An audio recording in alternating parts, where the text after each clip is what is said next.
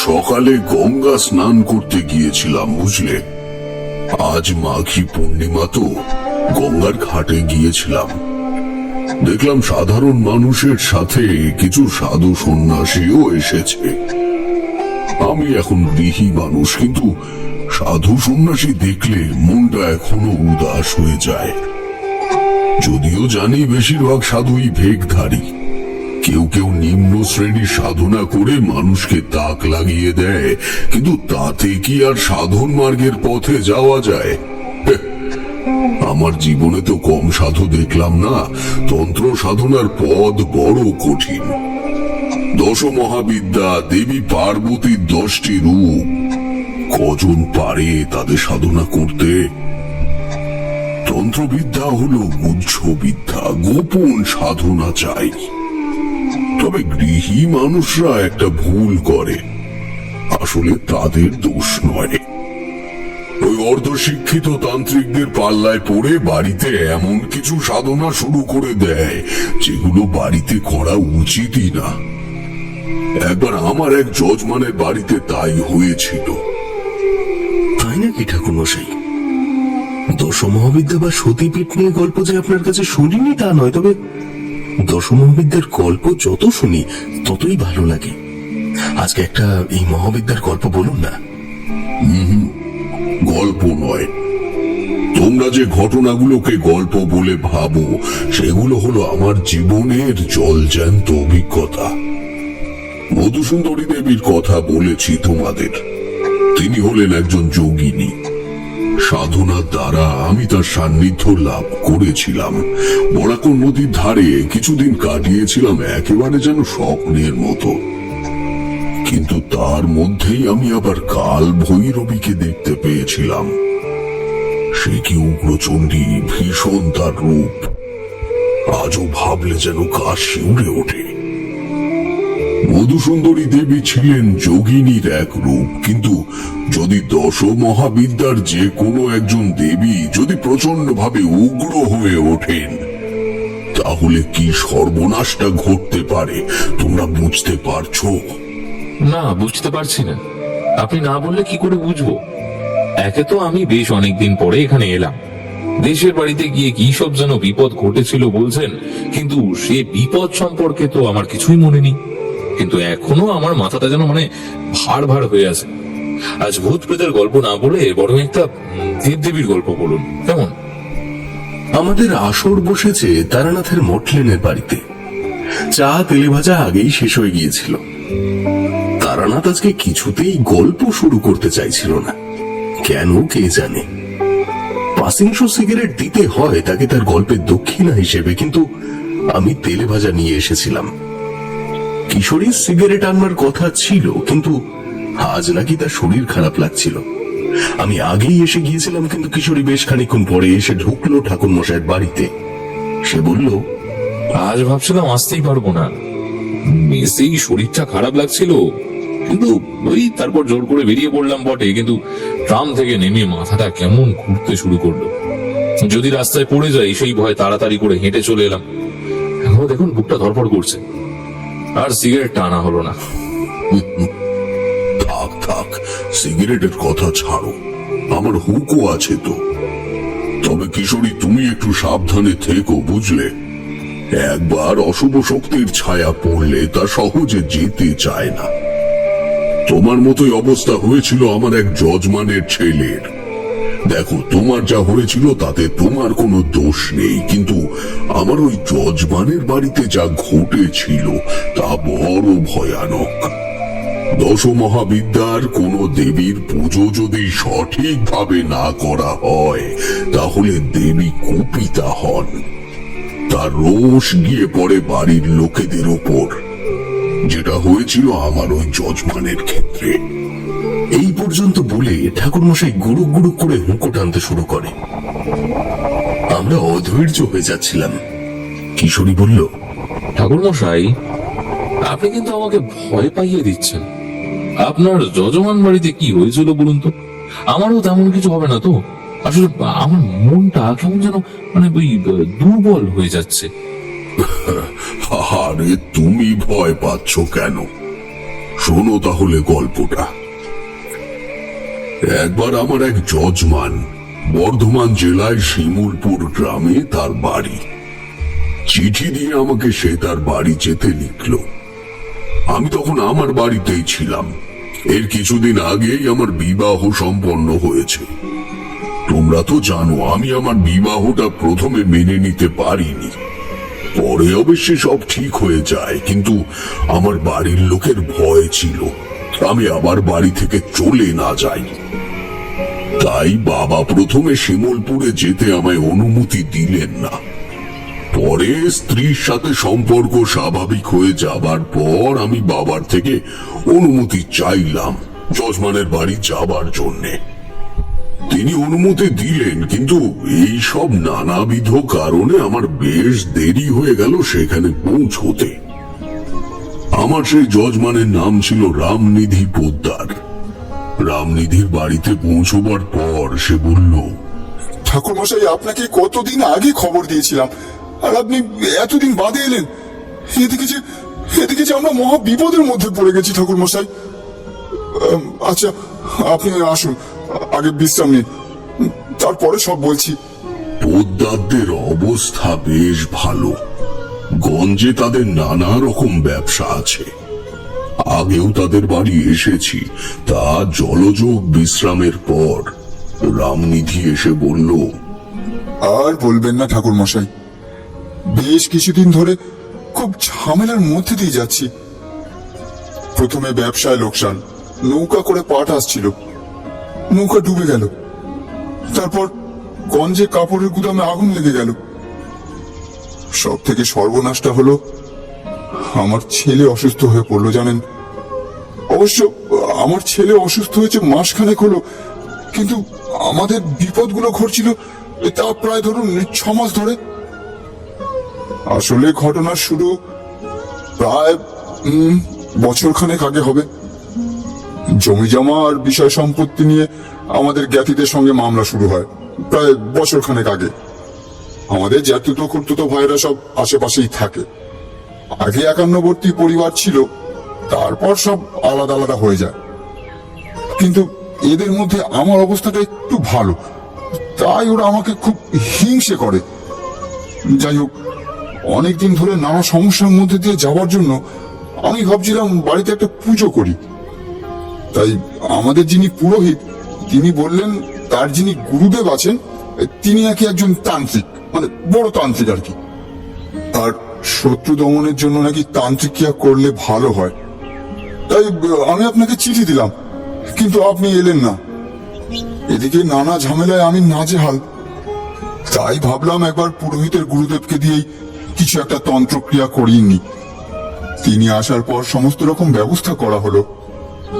তিনি বললেন যে 10 মহাবিদ্যার এক দেবী মা বগলামুখীর পুজো করতে হবে, এর ফলে নাকি আমার শত্রু দমন হয়ে যাবে। কিন্তু কি বলবো ঠাকুর মশাই, সেই পুজো থেকেই আমি সেই সর্বশান্ত হতে বসেছি, জানেন। দেবী বগলামুখীর পুজোতে নাকি সবকিছু হলুদ জিনিস ব্যবহার করতে হয়, এই যেমন হলুদ ফুল, হলুদ বস্ত্র দিতে হয়, এমনকি হলুদ ধাতু মানে সোনাও নাকি দেবীকে নিবেদন করতে হয়। আমি সোনার বেলপাতা দিলাম, কিন্তু কিছুতেই কিছু হলো না। আর সেই সাধুর চাহিদাও ক্রমশ বেড়েই চলল। তিনি প্রতি বৃহস্পতিবার পুজো করতেন, আর সবসময় সোনার কিছু দিতে বলতেন। শেষ পর্যন্ত 2 মাস পর পুজো বন্ধ করে দিলাম। আর ঠিক তারপরেই আমার ছেলে অসুস্থ হয়ে পড়ল। আমি খুব ভয় আছি ঠাকুর মশাই। ওই তান্ত্রিককে পুজো বন্ধ করতে বলেছিলাম বলে সে কি আমায় অভিশাপ দিল, না পুজো বন্ধ করার কারণে কোনো কিছু হলো, আমি কিছুই বুঝে উঠতে পারছি না। ঠাকুর মশাই, আমার 3 মেয়ের পর ওই এক ছেলে, আমার বংশের প্রদীপ। শেষে বংশের প্রদীপ কি নিভে যাবে ঠাকুর মশাই? রামনিধির গলা কান্নায় বুঝে এলো। আমি তাকে বললাম, আরে কাঁদছো কেন?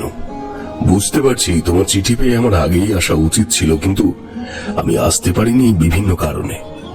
চট করে কোনো তান্ত্রিককে ঘরে ঢুকাতে নেই, আর মা বগলামুখীর পুজো ঘরে সবসময় করতে নেই। হ্যাঁ, মানছি শত্রুনাশের দেবী মা বগলামুখী, কিন্তু ঠিকঠাক আচার মেনে পুজো করতে হয়, না হলে হিতে বিপরীত হয়। আর দীক্ষিত ব্যক্তি ছাড়া পুজো করা উচিত নয়। আমার কথা শুনে রামনিধি আরো ভয় পেয়ে গেল। বলল, তাহলে এখন কি হবে ঠাকুর মশাই? আমি যে বড় বিপদে পড়ে গেছি।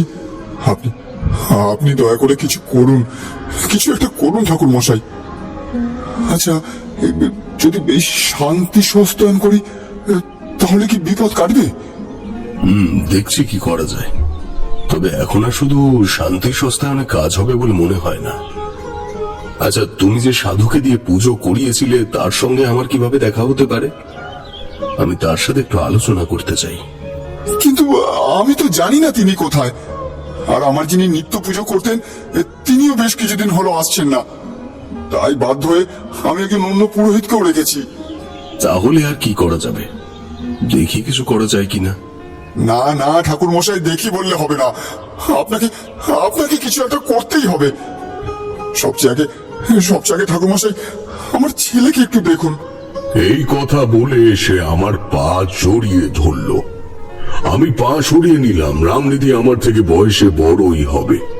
আমার খুব খারাপ লাগলো। আমি বললাম, আরে আরে আরে, করো কি? ওঠো ওঠো ওঠো, এত ভেঙে পড়লে চলে? আমি অনেক বড় বড় বই তো দেখিয়েছি, এমনকি সাহেব ডাক্তার এনেও দেখিয়েছি। তাছাড়া সাধু বাবার মন্ত্র পড়া জলও দিয়েছি, কিন্তু কিছুতেই কিছু হচ্ছে না জানেন। ছেলে আমার যেন বিছানার সাথে মিশে যাচ্ছে দিন দিন। আপনি চলুন ঠাকুর মশাই, আপনি একটিবার চলুন। ছেলে ওর মায়ের কাছেই আছে। আমি রামনিধির সাথে ওর ছেলের কাছে গেলাম। দেখলাম সত্যি ছেলেটি যেন বিছানার সাথে মিশে গেছে। ছেলেটির বয়স ওই 7-8 হবে।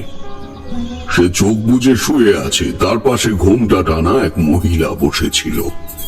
আমাদের দেখে আরো ঘোমটা টেনে ঘরের এক পাশে সরে গেল সে। আমি ছেলেটির মাথার কাছে বসলাম। তার কপালে হাত দিয়ে দেখলাম বেশ গরম। আমি খুব নরম স্বরে তাকে ডাকলাম, বাবা আমার, কেমন আছো এখন? আমার কথাটা সে শুনতে পেল। একটু সামান্য নড়ে উঠে চোখ খুলল। চোখের রং ঘোলাটে। একবার চোখ খুলে চোখ বন্ধ করে দিল সে। তার গায়ে একটা চাদর চাপা দেওয়া। চাদরের ভেতরে হাত ঢুকিয়ে আমি তার বুকে হাত বুলিয়ে দিলাম। গা বেশ গরম। আমি ঘরের চারপাশে একবার চোখ বুলিয়ে দেখলাম। সাধারণ আসবাবপত্র দিয়ে সাজানো ঘর, তেমন বিশেষ কিছু চোখে পড়ল না। বাইরে বেরোনোর সময় চোখে পড়ল একটা কালো কাপড় বাঁধা পুঁটলি দরজার মাথায় ঝুলানো। আমি বললাম, এটা কি ঝুলানো রয়েছে? এটা তো ওই সে সাধু বাবা ঝুলিয়ে দিয়েছিলেন। ভিতরে নাকি ঠাকুরের পুষ্প আছে। বলেছিলেন এটাই নাকি আমাদের মঙ্গল হবে। তাই আমি এখনো ঝুলিয়ে রেখে দিয়েছি। মা বগলামুখীর পুজো করেছে আর কালো কাপড়ে পুষ্প ঝুলিয়েছে। আশ্চর্য, মা বগলামুখীর পুজোয় সবসময় হলুদ জিনিস ব্যবহার করতে হয়। তোমার ওই সাধু বাবার সাথে আমাকে দেখা করতেই হবে এবার মনে হচ্ছে। আমি মনে মনে ভাবলাম, এ কেমন তান্ত্রিক, এই সামান্য জিনিস জানে না। দুপুরে খাওয়া দাওয়া সেরে আমি রামনিধিকে বললাম, আমি একটু ঘুরে আসি, বুঝলে? সাধু বাবার সাথে একটু দেখা করে আসছি। কিন্তু তিনি যে কোথায় আমরা তো তা জানি না। তিনি যদি তান্ত্রিক হন তাহলে তাকে খুঁজে পেতে অসুবিধা হবে না আমার। আমার দিকে চেয়ে থাকলো রামনিধি, আর কোনো প্রশ্ন করল না। আমি তার বাড়ি থেকে বেরিয়ে গ্রামের রাস্তা ধরে হাঁটতে শুরু করলাম। এখানে বাড়ি ঘর একটু বেশি। আমি রামনিধির বাড়ি থেকে বেরোতেই একটা লোক চট করে একটা বাড়ির পেছন দিকে চলে গেল। আমি ভাবলাম লোকটা কি আমায় নজর রাখছিল। আমি হেঁটে হেঁটে গ্রামের প্রায় শেষ প্রান্তে এসে গেলাম। কিন্তু আমার মনে হচ্ছিল আমাকে কেউ যেন অনুসরণ করছে। গ্রামের শেষে একটা বড় বট গাছ রয়েছে। বট গাছের তলায় একজন তান্ত্রিক ধরনের লোক বসে আছে। তার মুখে দাড়ি গোপ, গলায় রুদ্রাক্ষের মালা, পরনে লাল ধুতি আর ফতুয়া। তার সামনে একটা ত্রিশূল পোতা। আমি ভাবলাম এই কি সেই তান্ত্রিক। মনে মনে একটা মতলব করলাম। আসলে রামনিধির কথা শুনে আমার সন্দেহ হয়েছিল, সে তো আগেই বললাম। আমার মনে হয়েছিল তান্ত্রিক সেজে তাকে কেউ ঠকাচ্ছে। আমি মনে মনে একটু মতলব করলাম। আমি গিয়ে তার সামনে লুটিয়ে পড়ে বললাম, প্রণাম নেবেন বাবা। বাবা গো, আমাকে সাহায্য করো বাবা, আমি খুব বিপদে পড়েছি। আমাকে বিপদ থেকে উদ্ধার করো। প্রথমে সে চোখ খুলল না। বেশ কয়েকবার তাকে ডাকার পর সে চোখ খুলল। আমার দিকে ভ্রু কুঁচকে তাকিয়ে সে বলল, কে তুই? তোকে তো এই গ্রামে আগে দেখিনি। কোথা থেকে এসেছিস তুই? আমি এই গ্রামে নই বাবা, পাশের গ্রামে থাকি। আমি খুব বিপদে পড়েছি। আমাকে একজন বলেছে যে আপনি একজন বড় তান্ত্রিক। আপনি কৃপা করলে আমি বিপদ থেকে উদ্ধার হতে পারি বাবা। আমাকে আমাকে আমাকে সাহায্য করুন। বিপদ? কি বিপদ? শত্রু বাবা, শত্রু শত্রু আমার চারিদিকে। সবাই আমাকে বিপদে ফেলতে চায়। তাই নাকি? তাহলে তো তোকে মা বগুলা মুখের পুজো করতে হবে। কিন্তু কিন্তু বিনা খরচে তো শত্রু নাশ হয় না। তোকে দেবীকে তুষ্ট করতে হবে। বলুন বাবা, কি করতে হবে? আপনি যা বলবেন আমি তাই করব। আমি সব ফর্দ করে দেব। বেশি কিছু লাগবে না। সামান্য কয়েকটা জিনিস আর 5টা জবা ফুল হলেই চলবে। তবে এই পুজোতে সোনা লাগবে কিন্তু। আমি বুঝে গেলাম যে ইনি একজন ভণ্ড তান্ত্রিক, মানুষকে ঠকায়। হয়তো কিছু ভেলকিবাজি শিখে রেখেছে মানুষকে ভোলাবার জন্য। কোনোভাবেই এ তান্ত্রিক মতে দীক্ষিত নয়। ইতিমধ্যে একজন লোক আমার পেছনে এসে দাঁড়িয়েছে। গ্রাম্য চেহারা, বয়স খুব বেশি নয়। সে আমাকে দেখিয়ে সাধু বাবাকে বলল, সাধু বাবা, ও কি বলছে আপনাকে? ওর কথা বিশ্বাস করবেন না। ও আমাদের শত্রুপক্ষের লোক। সাধু বাবা আমার দিকে সন্দেহের চোখে তাকালো। আমি তাড়াতাড়ি বলে উঠলাম, বাবাজি, আপনাকে বললাম না আমার চারিদিকে শত্রু। ও আমাকে শত্রু বলছে, শুনছেন তো? ও শত্রু, আমার শত্রু। না না না বাবাজি, ও সত্যি আমাদের শত্রু। ও রাম কাকার বাড়িতে উঠেছে। সাধু বাবা এবার লাফিয়ে উঠল, আমার গলাটা চেপে ধরে বলল, কি? তুই এতক্ষণ মিথ্যে বলছিলিস আমাকে? তুই জানিস আমি কে? জানি তো, তুই একজন ভণ্ড সাধু। লোককে লুট করার জন্য এসেছিস। গ্রামে সবার সামনে তোর আসল রূপ আমি খুলে দেব। কি? এত বড় কথা? দাঁড়া, তুই আমাকে চিনিস না তুই আমাকে? এই ওকে ধর, ওকে ছাড়বি না একদম। ভালো করে বেঁধে নিয়ে যা। ওই গ্রামের লোকটা পেছন থেকে এসে আমাকে চেপে ধরলো, তাও আমি ছটফট করছি। নিজেকে প্রায় ছাড়িয়ে এনেছি, আর একটা লোক এসে আমার মাথায় আঘাত করলো কোমণ্ডলো দিয়ে। আমার মাথা দিয়ে রক্ত গড়িয়ে এলো। আমি চোখে অন্ধকার দেখলাম। তারপর আর কোনো জ্ঞান ছিল না। এই পর্যন্ত বলে ঠাকুরমশাই একটু থামলেন। তার হুঁকোর টিকের আগুন নিভে গিয়েছিল, সেটা পরীক্ষা করছিলেন তিনি। কিশোরী বলল, কেন ঠাকুরমশাই ওদের হাতে মার খেলেন? আপনি তো কিছু একটা ক্ষমতা প্রয়োগ করতে পারতেন। আমাকে কি তোমরা ওই ভেলকিবাজি দেখানো তান্ত্রিক পেয়েছো হে? সবকিছুর একটা পরিবেশ দরকার হয়। আমি একজন মানুষকে যেরকম বাধা বিপত্তির মুখোমুখি হতে হয়, আমাকেও সেরকম বিপত্তির মুখে পড়তে হয়েছে। হ্যাঁ, বলতে পারো আমার ইষ্ট দেবীর আশীর্বাদে আমি বিপদ থেকে রক্ষা পেয়েছি। ঠাকুরমশাই আপনি বলুন তো, কিশোরের কথা ধরবেন না। ওই ভণ্ড সাধুর হাতের থেকে কি রক্ষা পেলেন? বলছি, ও কত রকম অভিজ্ঞতার মধ্যে দিয়ে যে গিয়েছি ভাবলেও অবাক লাগে। যজমানকে বিপদ মুক্ত করতে গিয়ে নিজেই ওই ভণ্ড সাধুর পাল্লায় পড়লাম। শোনো তাহলে তারপর কি হলো। আমি তো জ্ঞান হারিয়ে ফেলেছি, কিভাবে যে ওরা আমাকে নিয়ে গেল জানি না। তারপরে জ্ঞান ফিরে এলে মাথার পেছনে হাত দিয়ে দেখলাম রক্ত চটচট করছে। কোথায় শুয়ে আছি জানি না, একটা চালা ঘর মতো। আস্তে আস্তে উঠে বসলাম।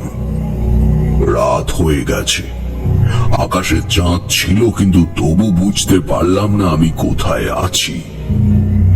যত দূর চোখ যায় ফাঁকা ধু ধু করছে। তারপরে অন্ধকারের কালো চাদরে ঢাকা সবকিছু। হঠাৎ করে একটা শেয়াল ডেকে উঠল। তারপরেই কয়েকজনের গলার আওয়াজ শুনতে পেলাম।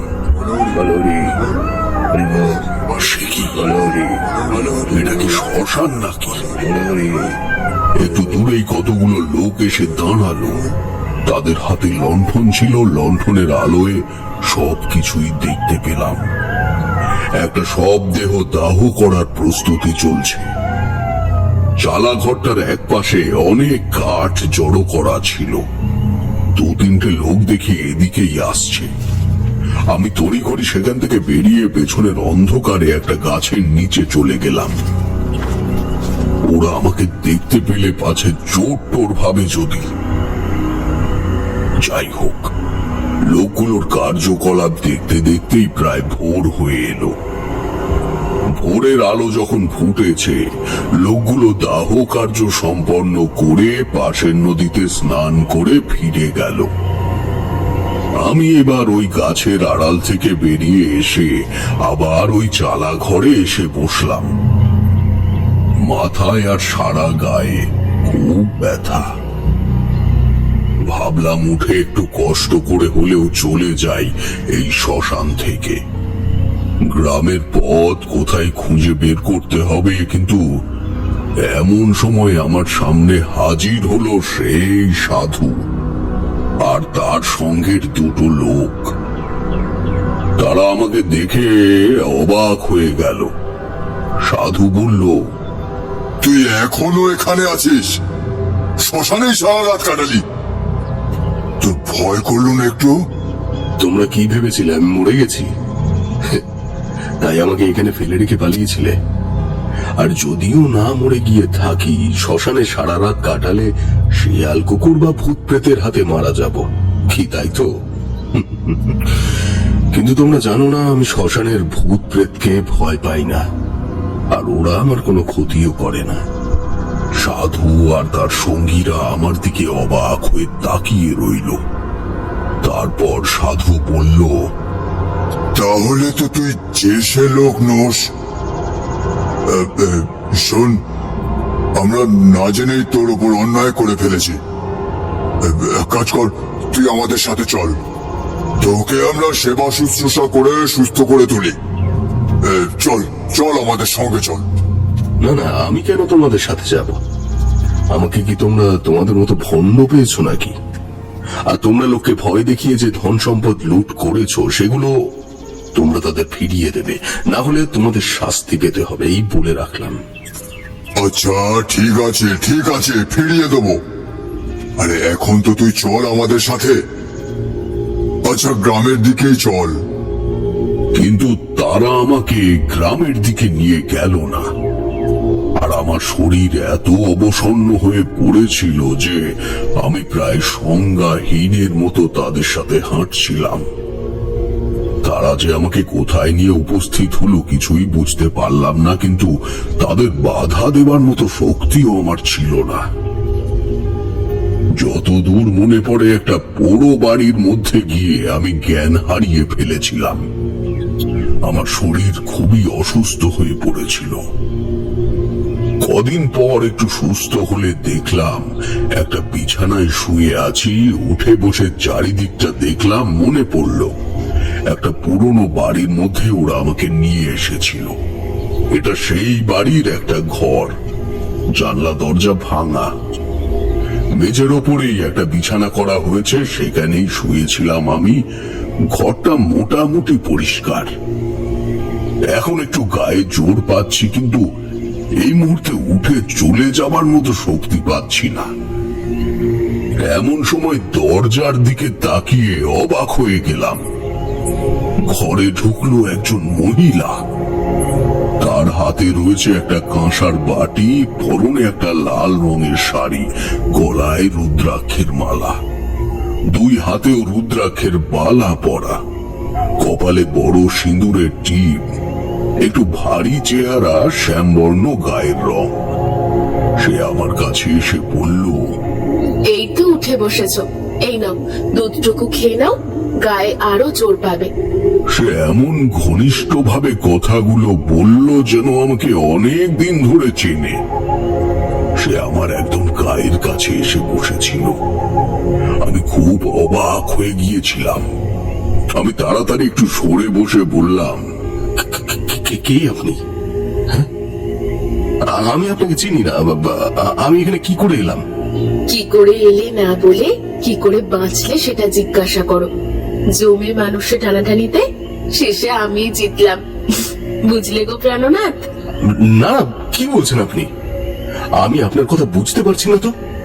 তোমাকে বুঝতেও হবে না, তবে তোমার এই প্রাণটা আমার জন্যই ফিরে পেয়েছো। এখন এর উপর অধিকার শুধু আমার, বুঝলে? চুপচাপ দুধটুকু খেয়ে নাও, তবে গায়ে জোর হয়েছে বলে কিন্তু আবার ঘরের বাইরে যেও না। আমি একটু পরেই আসছি। এই বলে সে বেরিয়ে গেল। আমি থ মেরে বসে থাকলাম। এ আবার কি? বোঝা যাচ্ছে যে এ আমাকে সেবা যত্ন করে সুস্থ করে তুলেছে, কিন্তু তার কথাবার্তাগুলো কেমন হেয়ালির মতো না। ওই সাধু আর তার সঙ্গীরা কোথায় গেল? আমি একটু একটু করে দুধের বাটিতে চুমুক দিলাম। গায়ে জোর আনা দরকার, না হলে মাথা ঠান্ডা করে চিন্তা ভাবনা করা যাবে না। কি করে এখান থেকে বেরোনো যায় সেটাই এখন চিন্তা। কিছুক্ষণ পর মহিলাটি এসে আবার জোর করে ভাত খাইয়ে গেল এবং এত ঘনিষ্ঠ ভাবে এমন কিছু কথা বলতে লাগলো যে আমি ভয় পেয়ে গেলাম। সে বলল, শোনো, কালকেই গোধূলি লগ্নে আমরা বিয়ে করে নেব, তারপর অনেক দূর চলে যাব। তোমাকে আমি কিছুতেই একা ছাড়তে পারবো না, বুঝেছো? কি গো, তুমি কিছু বলছো না কেন? এ কি সব বলছে? বিয়ে করতে চায় আমাকে? মনে পড়ে গেল আমার নববিবাহিতা স্ত্রীর কথা। সে আমার জন্য প্রতীক্ষায় আছে। কি করে এর হাতের থেকে রেহাই পাবো? আমি অনেকটা সরে বসে বললাম, কি বলছেন আপনি? আমি আপনাকে বিয়ে করতে যাব কেন? হ্যাঁ, মানছি আপনি আমাকে সুস্থ করে তুলেছেন, কিন্তু তার মানে এই নয় যে আপনি আমার উপরে জোর খাটাবেন। তাছাড়া আমার স্ত্রী আছেন। আচ্ছা শুনুন, দেখে আমি চলে যাবো এখন। আমি এ কথা বলতেই তার চোখ মুখ পাল্টে গেল। রেগে গিয়ে সে বলে উঠল, কি বললি? এখান থেকে চলে যাবি? আমি তোকে চলে যেতে দেব না। কি করবি কর। শুনুন, আপনি মহিলা, আপনাকে আমি সম্মান করি। আপনার গায়ে হাত দিতে পারবো না আমি, তাই হাত জোর করছি, আমাকে ছেড়ে দিন। আমাকে ওই বুড়ো সাধুর হাতে ছেড়ে তুই চলে যাবি? আমি ওর কাছে থাকতে চাই না। শোন, আমি একজন ভৈরবী, তুইও একজন সাধক, আমি জেনেছি। তুই আর আমি সাধন মার্গের পথে চলে যাব, এখান থেকে অনেক দূরে। না না, আমি সাধন পথ ছেড়ে এখন গৃহী হয়ে গেছি। বললাম না, ঘরে আমার স্ত্রী আছে। ভুলে যা, সবকিছু ভুলে যা। আমি তোকে এমন বশীকরণ করব, তুই সব ভুলে যাবি। আমার আর সহ্য হলো না। আমাকে ভয় দেখাচ্ছে এই নারী। আমার খুব রাগ হলো। আমি চিৎকার করে বললাম, আমাকে ভয় দেখাচ্ছেন? হতে পারে আপনি ভৈরবী, কিন্তু নিম্ন বর্গের তন্ত্র সাধনা করেছেন, তাই বলে আমার উপরে আপনি বশীকরণ প্রয়োগ করবেন? এতটা সাহস করবেন না। হ্যাঁ, এরপরেও সে অনেক রকম ভাবে, এমন কি কান্নাকাটি করে আমাকে ধরে রাখার চেষ্টা করলো, কিন্তু আমি জোর করে দরজার দিকে পা বাড়াতেই সে বলে উঠল, সোনা নিবি? সোনা? তোকে যদি এতটা সোনা দিই তাহলে আমার সাথে থাকবি? আমি থমকে গেলাম। কি বলছে এই মহিলা? সে আমার কাছে এসে বলল, এই বাড়িতে অনেক সোনা আছে, আমি জানি ওই সাধুই লুকিয়ে রেখেছে। সব নিয়ে আমি তোর সঙ্গে চলে যাব। সোনা কোথায়? দেখাও আমাকে। না, এখন দেখাবো না। তুই আমাকে তোর ভৈরবী করবি, তবেই দেখাবো। আমি একটু চিন্তা করে নিলাম। এই মহিলা বলছে এখানে সোনা আছে, তার মানে সাধু লোক ঠকিয়ে যেসব সোনা পায় সেগুলো এখানে লুকিয়ে রাখে। কিন্তু আমার তখন আর ভৈরবীর সাথে কথা বলতে ইচ্ছে করছিল না। আমি চুপচাপ বসে থাকলাম, আর ভৈরবী আমাকে অনেকভাবে ভোলাবার চেষ্টা করছিল। কথায় কথায় সে বলল সাধু কয়েকদিনের জন্য যেন কোথায় গেছে, আবার চলে আসবে, তারপরে আবার অন্য কোথাও চলে যাবে। এইভাবেই বিভিন্ন জায়গায় সে ঘুরে বেড়ায়। প্রথম জীবনে শ্মশানে ঘুরে ঘুরে গুরুর সন্ধান করেছে, কিন্তু কোনো গুরুই তাকে দীক্ষা দেয়নি। আর ভৈরবীর বাবাও একজন সাধু ছিল।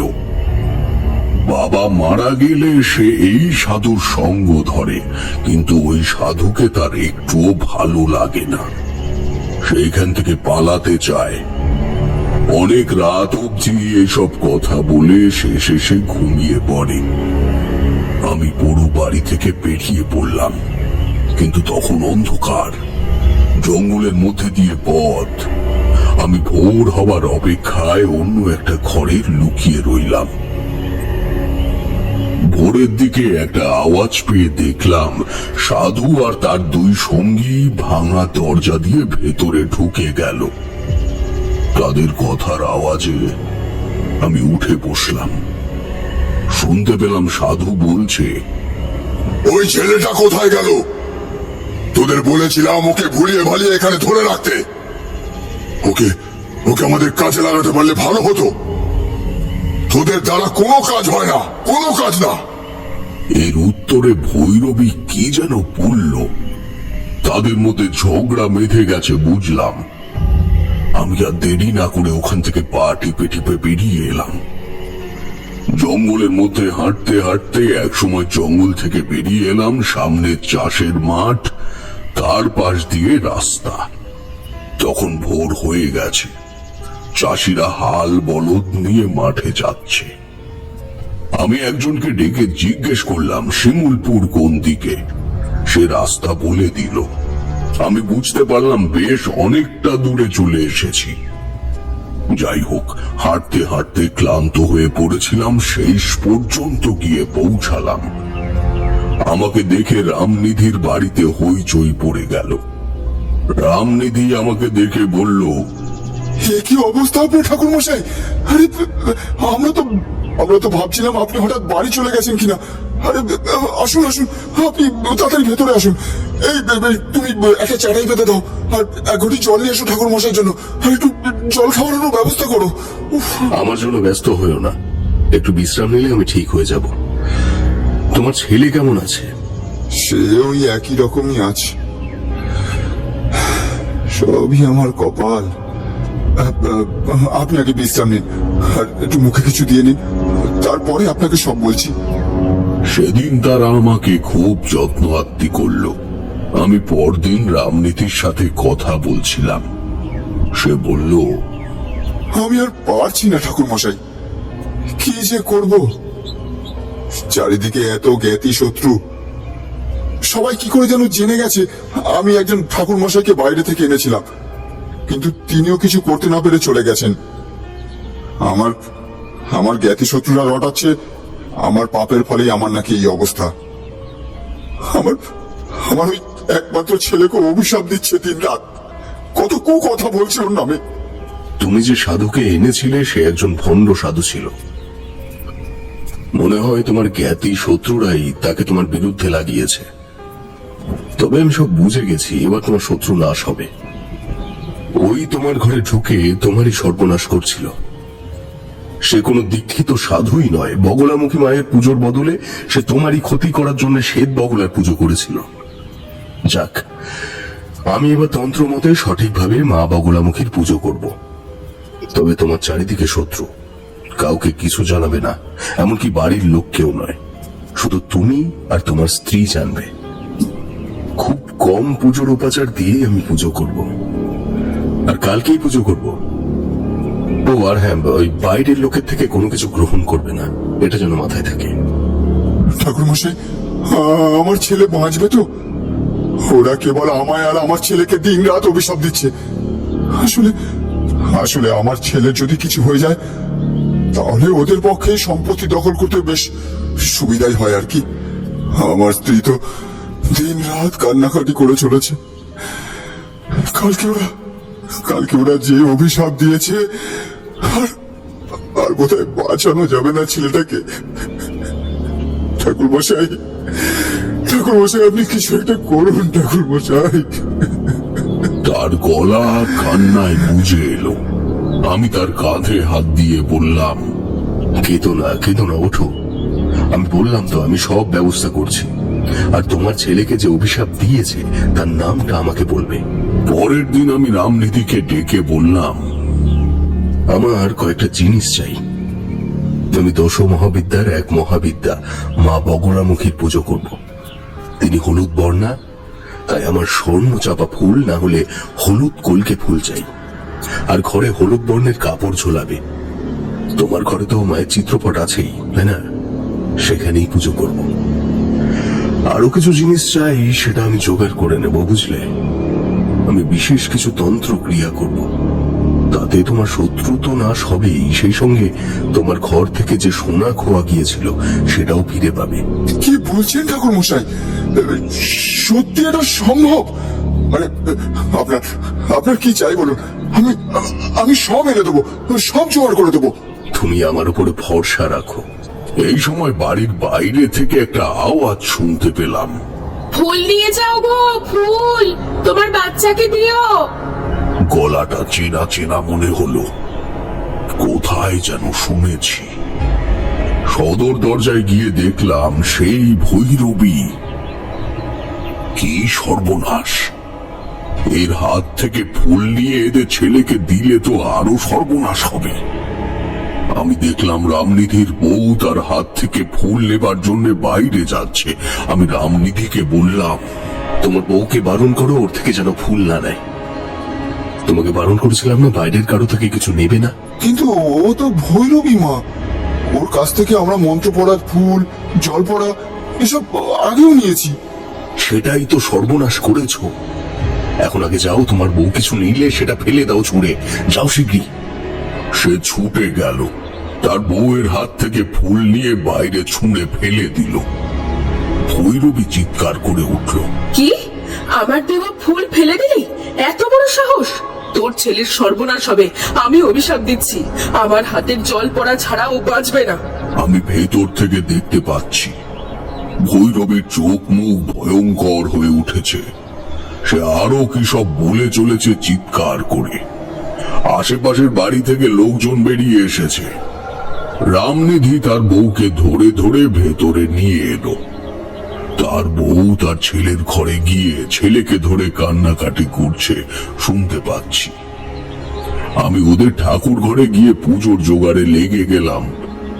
কিছুক্ষণ পর রামনিধি এসে আমাকে সাহায্য করতে শুরু করে। বেশ কিছুক্ষণের মধ্যেই সব জোগাড় হয়ে গেল। আমি পুজো শুরু করে দিলাম। মা বগলামুখীর একটি চিত্রপট ছিল, সেখানেই আমি পুজো শুরু করলাম। বগলামুখী মায়ের পুজোতে হোম যজ্ঞ করে স্তম্ভন প্রক্রিয়ায় শত্রুর বুদ্ধি নাশ করা যায়। আমি যজ্ঞে কলকে ফুলের বীজ ঘিয়ের সাথে মিশিয়ে যজ্ঞে আহুতি দিলাম। আরো বিশেষ কিছু জিনিস যজ্ঞে আহুতি দিয়ে আমি যজ্ঞ সম্পন্ন করলাম। যজ্ঞের ভস্ম হলুদের সাথে মিশিয়ে আমি রামনিধির ছেলের কাছে নিয়ে গেলাম। সে বেচারি শুয়ে রয়েছে, নির্জীবের মতো শুয়ে আছে। আমি যজ্ঞের ভস্ম তার কপালে লাগিয়ে দিয়ে তার বিছানাটা ভালো করে দেখলাম। তার বালিশের তলায় কয়েকটা জবা ফুলের পাপড়ি ছিল। সেই পাপড়ি হাতে নিয়ে বললাম, ওই ফুল কি তোমাদের ওই ভৈরবী দিয়েছে? আর ওর থেকে জল পড়া ওকে কবে থেকে খাওয়াচ্ছ? তা বেশ অনেকদিন ধরেই খাওয়াচ্ছি। আসলে ওর যে দাইমা ছিল তারই মেয়ে হচ্ছে ওই ভৈরবী মা। ওকে আমরা আগে থেকেই চিনতাম, তাই আমরা ভাবতেই পারি না যে উনি আমার ছেলের কোনো ক্ষতি করতে পারেন। আমার ছেলের জন্য তো উনি উপবাস করে সাধু বাবার সাথে পুজোও করেছেন, মন্ত্র পড়া ফুল ওর বুকে পিঠে ছুঁয়ে দিয়েছেন। না না না, উনি আমার ছেলের ক্ষতি করতে এসেছিলেন কি করে বিশ্বাস করবো বলুন তো? তোমার কাছের লোকরাই তোমার ক্ষতি চায়, তোমার আত্মীয় স্বজনরা তোমার ক্ষতি করতে চায়। প্রথম যখন জানতে পারলে বিশ্বাস করেছিলে? বিশ্বাস না করতে চাইলেও এসব ঘটে মানুষের জীবনে। তোমার কপাল ভালো যে ওরা খুব বেশি ক্ষতি করতে পারেনি। সাধু বাবা আর ভৈরবী মিলে চেয়েছিল তোমার ছেলের শরীরে জড়াসুর পিশাচকে প্রবেশ করিয়ে দিতে, কিন্তু তাদের অত ক্ষমতা নেই। ওরা নিম্ন শ্রেণীর কিছু ক্ষমতা আয়ত্ত করেছে। তাতে তোমার ছেলের কিছু ক্ষতি হয়েছে ঠিকই, কিন্তু এবার সে সুস্থ হয়ে উঠবে। মা বগলামুখীর পুজোর নামে ওরা শ্বেত বগলার পুজো করে তোমাদের ধ্বংস করে দিতে চেয়েছিল। যদি জড়াসুর পিশাচকে তোমার ছেলের শরীরে একবার ঢুকিয়ে দিতে পারত, তাহলে সর্বনাশ হয়ে যেত। জড়াসুরকে ছাড়াতে গেলে সে অন্য একজনের শরীরে ঢুকে যায়, এবং যার শরীরে ঢুকে যায় তার মৃত্যু ঘটে। আমার নিজের জীবনেই তা ঘটেছে।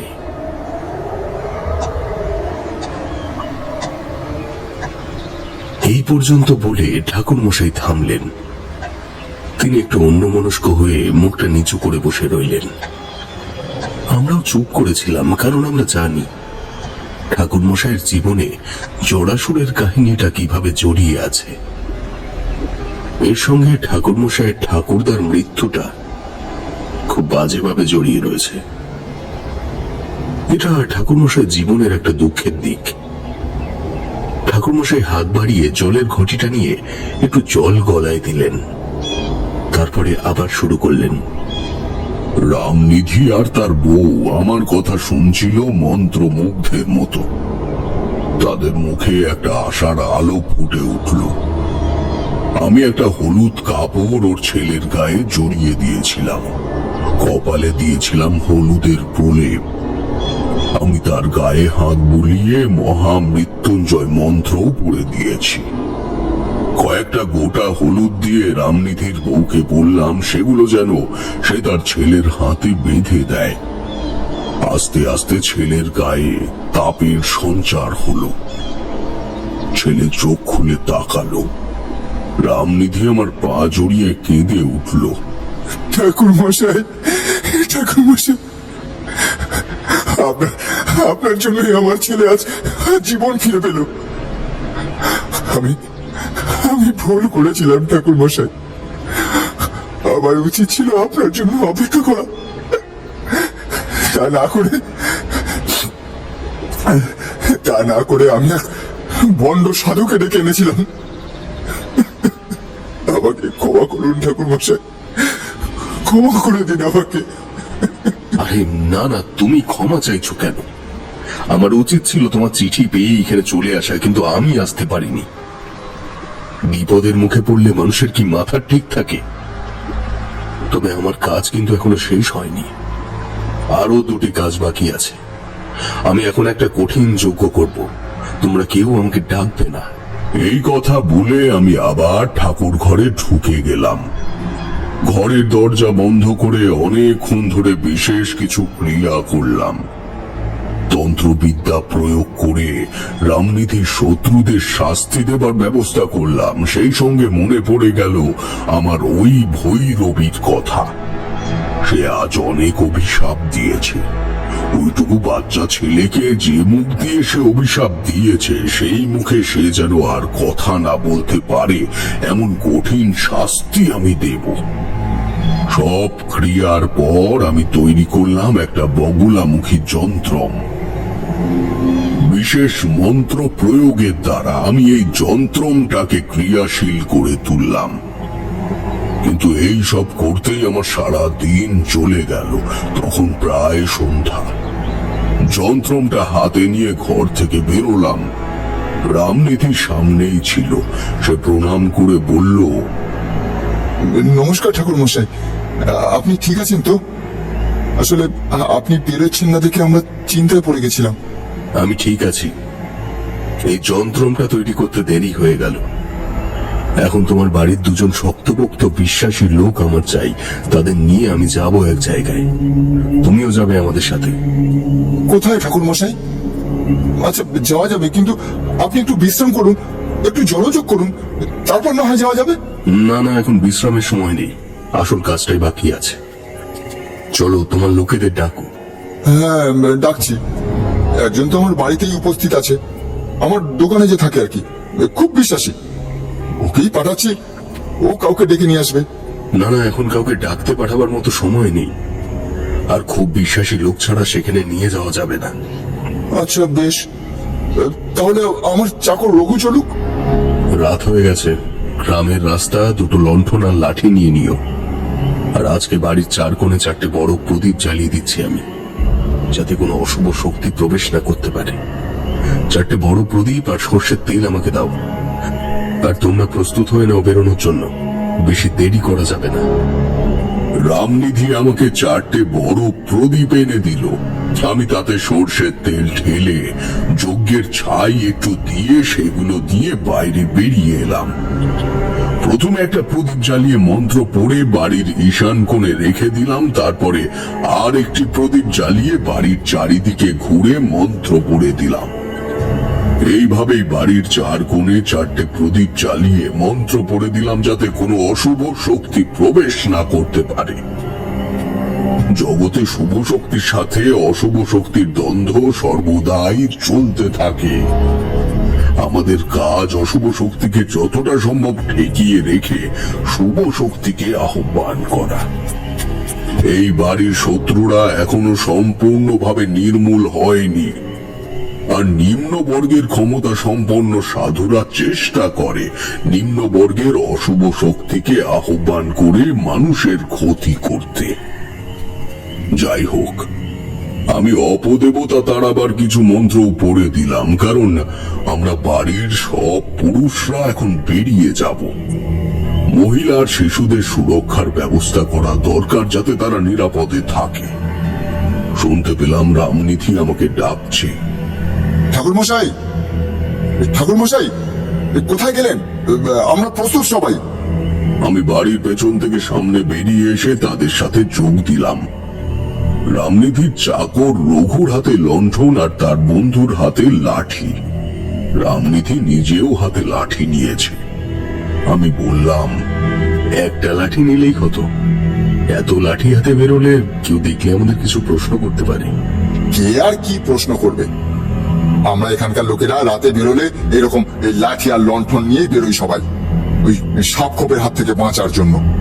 বেশ, তবে কেউ যদি কোনো প্রশ্ন করেও তোমরা কোনো উত্তর দেবে না। সে না হয় বুঝলাম, কিন্তু আমরা যাচ্ছি কোথায় ঠাকুর মশাই, সেটা তো বলুন। চলো চলো, আমার উপর ভরসা করো তো। রামনিধি আমার পা ছুঁয়ে বলল, ছি ছি ঠাকুর মশাই, কি যে বলেন আপনি। আপনি তো এখন ভরসা আমাদের। আপনি বলুন কোথায় যেতে হবে। আপনি যেখানে যাবেন, যেখানে নিয়ে যেতে বলবে আমি সেখানেই নিয়ে যাব। আমরা বেরিয়ে পড়লাম, কিন্তু আমারও সন্দেহ ছিল রাস্তা ঠিক মতো চিনতে পারবো কিনা। তবে জায়গাটা শ্মশান পেরিয়ে এটা আমার মনে ছিল। শ্মশানের পিছনে জঙ্গলের রাস্তা। আমরা শ্মশানে এসে উপস্থিত হলাম। রামনিধি ভয়ে ভয়ে বলল, ঠাকুর মশাই, এ তো শ্মশানে এসে গেলাম। এখন এত রাত হয়েছে, এখন এই শ্মশানের মধ্যে দিয়ে যাব? শ্মশানে এসে আমিও দিশা পাচ্ছিলাম না কোন দিকে যাই। ভয় আমার ছিল না, কিন্তু অন্ধকার। আগে জঙ্গলের রাস্তায় পুরো বাড়িটা কোথায় কিভাবে খুঁজে পাবো আমি বুঝতে পারছিলাম না। লণ্ঠনের আবছা আলোয় চারিদিকটা যেন আরো ভয়াবহ দেখাচ্ছিল। দূরে গাছগুলোকে মনে হচ্ছিল কাদের ছায়া। রামনিধিরা সবাই খুব ভয় পাচ্ছিল। তারা শ্মশানে প্রবেশ করতেই চাইছিল না। রামনিধি বলল, ঠাকুর মশাই, ওদিকটা দেখুন, এই কাদের ছায়া, কারা যেন এগিয়ে আসছে এদিকে। বলছিলাম, এই দিনের বেলা এখানে হয় না, মানে পথঘাট তো কিছুই নেই এখানে, তাই আর কি। ভয় পেও না, ওরা কেউ আমাদের কাছে আসবে না, আমাদের ক্ষতিও করবে না। তাছাড়া ভুলে যাচ্ছ কেন, আমার কাছে বগলামুখীর এই যন্ত্রম আছে। তবে ওই জঙ্গলের মধ্যে আমাদের যেতে হবে, দেখি পথ পার করতে পারি কিনা। তাদের আশ্বস্ত করলেও আমি নিজেই চিন্তায় ছিলাম। হাতের যন্ত্রটা নাড়াতে নাড়াতে জঙ্গলের দিকে চেয়েছিলাম। হঠাৎ মনে হলো শ্মশানের চালা ঘরটার পেছনের জঙ্গলটার মধ্যে গাছের ফাঁক দিয়ে একটা হলুদ আলোর রেখা যেন দেখা যাচ্ছে। আমি বলে উঠলাম, ওই যে আলোর রেখা, দেখতে পেয়েছো? চলো চলো, ওইদিকে চলো। কোথায় কোথায় ঠাকুর মশাই? ওই তো হলুদ আলো, তোমরা দেখতে পাচ্ছ না? আচ্ছা আচ্ছা, এসো আমার সঙ্গে এসো। আমি পরিষ্কার ভাবে দেখতে পাচ্ছিলাম একটা উজ্জ্বল আলোর রেখা আমাদের পথ দেখিয়ে নিয়ে যাচ্ছে। আলোটা সরুভাবে গাছের ফাঁক দিয়ে দেখা যাচ্ছে। পথ চিনতে কোনো অসুবিধা হচ্ছে না, তবে মনে হচ্ছে কেবলমাত্র আমি এই আলোর রেখাটা দেখতে পাচ্ছি, আর বাকিরা লণ্ঠনের আলোয় পথ চলেছে। বেশ অনেকটা যাবার পর সেই পুরো বাড়িটায় উপস্থিত হলাম। সেই ভাঙা ঘরটার সামনে গিয়ে দাঁড়ালাম। ওরা আগুন জ্বেলে রেখেছে। সেই আগুনের আলোতে দেখতে পেলাম সেই সাধু, ভৈরবী আর একজন মাটিতে বসে কি আলোচনা করছে। তাদের হাতে জবা ফুল, কয়েকটা সিঁদুর মাখানো মাটির সরাতে তারা কি সব সাজিয়ে রেখেছে। কয়েকটা পশু পাখির হাড় রয়েছে বলে চোখে পড়ল। বুঝলাম যে তারা কোনো গুপ্ত তান্ত্রিক ক্রিয়া করছে, কারো সর্বনাশ করবে বলে। এদের এখনই থামানো দরকার, না হলে আরো কার বিপদ হবে কে জানে। আমি জোরে চিৎকার করে বললাম, কিসের ষড়যন্ত্র করছো? আবার কার সর্বনাশ করবে? তারা ভয়ানক চমকে গেল আমাদের দেখে। রামনিধিও চমকে গেল ভৈরবীকে দেখে। সে বলল, এ কি ভৈরবী মা, তুমি এখানে? ভৈরবী মা না সাধুর অসাধু কাজের সঙ্গিনী? হ্যাঁ, তুমি যাকে মা বলে ডাকছো সে তোমার ছেলেকে মারার চেষ্টা করেছিল। এবার সাধু আর তার সঙ্গী আমাদের দিকে তেড়ে এলো। সাধু রামনিধির দিকে তাকিয়ে বলল, তুই এখানে এসেছিস কেন এদের নিয়ে? তোর বাড়িতে আমি পুজো করেছি, আমি তোর গুরুদেব। তুমি গুরুদেব? তোমার নিজেরই তো দীক্ষা হয়নি। তুমি সব সময় খারাপ উদ্দেশ্য নিয়ে নিজের স্বার্থে তন্ত্র সাধনা করতে গিয়েছিলে, তাই কেউ তোমাকে দীক্ষা দেয়নি। তারপর তুমি কোনো কাপালিকের পাল্লায় পড়ে কিছু নিম্ন বর্গের ক্ষমতা আয়ত্ত করে লোক ঠকানোর ব্যবসা খুলে বসেছ। রামনিধিকে ঠকিয়ে তুমি ওর থেকে অনেক সোনা হাতিয়ে নিয়েছো, ঠিক কিনা? সাধু আমার কথাগুলো অবাক হয়ে শুনছিল। সে ধরা পড়ে গেছে দেখে নিজেকে বাঁচাবার উদ্দেশ্যে চিৎকার করে উঠল, না, তুই সব মিথ্যা বলছিস। তোর কাছে কি প্রমাণ আছে আমি রামনিধিকে ঠকিয়ে সোনা নিয়েছি? আমি ওর ছেলের জন্য মা বগলামুখীর পুজো করেছিলাম, তার জন্যই সোনার দরকার পড়েছিল। মা বগলামুখীর পুজো করবার যোগ্য তুমি নও, তোমার দীক্ষা হয়নি। তাছাড়া তুমি শ্বেত বগলার পুজো করে ওর ক্ষতি করবার চেষ্টা করেছিলে। আর তুমি ওর বাড়ি থেকে যেসব সোনার গহনা হাতিয়ে নিয়েছো সেগুলো এখানেই কোথাও লুকিয়ে রেখেছো। কোথায় লুকিয়ে রেখেছো বলো, না হলে তোমাদের আমি কঠিন শাস্তি দেব। এখানে কোনো সোনা লুকোনো নেই। তোমরা সবাই মিথ্যা কথা বলছো। এখানেই আছে। মা বগলামুখী আমাদের দেখিয়ে দেবেন তোমরা কোথায় সোনা লুকিয়ে রেখেছো। আমি বগলামুখীর যন্ত্রটা নিয়ে ওই বাড়ির সব জায়গায় ঘুরতে শুরু করলাম। আমার সঙ্গে লণ্ঠন নিয়ে রামনিধিও ছিল। ওই ঘরটার পাশে আর একটা ভাঙা ঘর ছিল। ঘরটা ছোট, কোনো জানলা নেই। কোণের দিকে একটা মাটির স্তূপ মতো ছিল।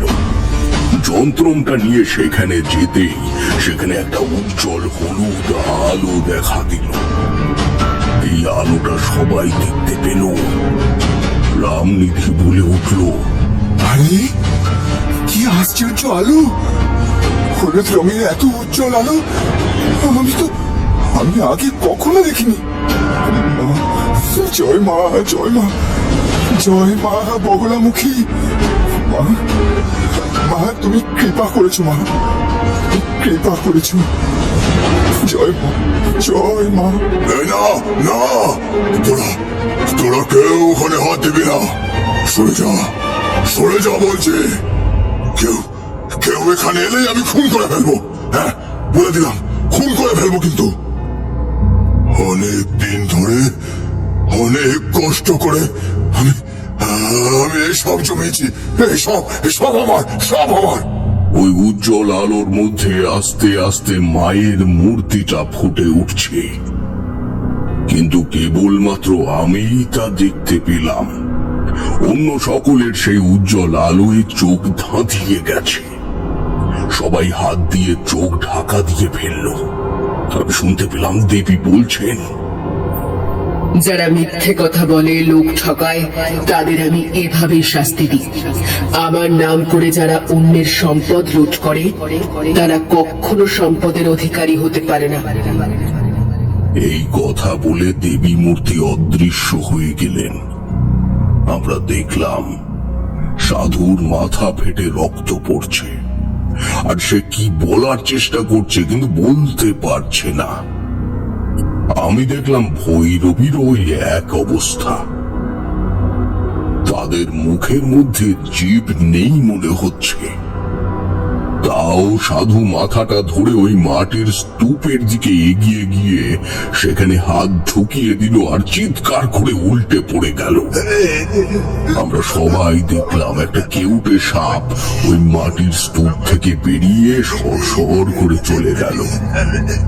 তারপর রামনিধিকে আমি বললাম, ওই লাঠিটা দিয়ে ওই মাটির স্তূপের মধ্যে খুঁজে দেখো, তোমার সোনা পেয়ে যাবে। সত্যি সেখান থেকে সোনার গহনা বেরোলো অনেক। সাধুর সঙ্গীরা কোথায় পালিয়েছে জানি না। ভৈরবী আমার পা জড়িয়ে ধরে কিছু বলতে চাইছিল, কিন্তু আমরা তাদের সেখানে ফেলে রেখে সেখান থেকে বেরিয়ে এলাম। পরদিন শুনলাম রামনিধির এক জ্ঞাতি ভাই নাকি বোবা হয়ে গেছে, কথা বলতে পারছে না। সেই এদের সাথে বেশি শত্রুতা করত। সেই সম্ভবত ওই সাধু আর ভৈরবীকে লাগিয়েছিল এদের ক্ষতি করবার জন্য। পরের ক্ষতি করতে চাইলে এই রকম হয়, বুঝলে? সুতরাং কিশোরী, তুমি চিন্তা করো না, তোমার সব বিপদ কেটে যাবে, কারণ তুমি তো কারো ক্ষতি করোনি। আর আমি দেখতে পাচ্ছি তোমার শুভ সময় আসছে।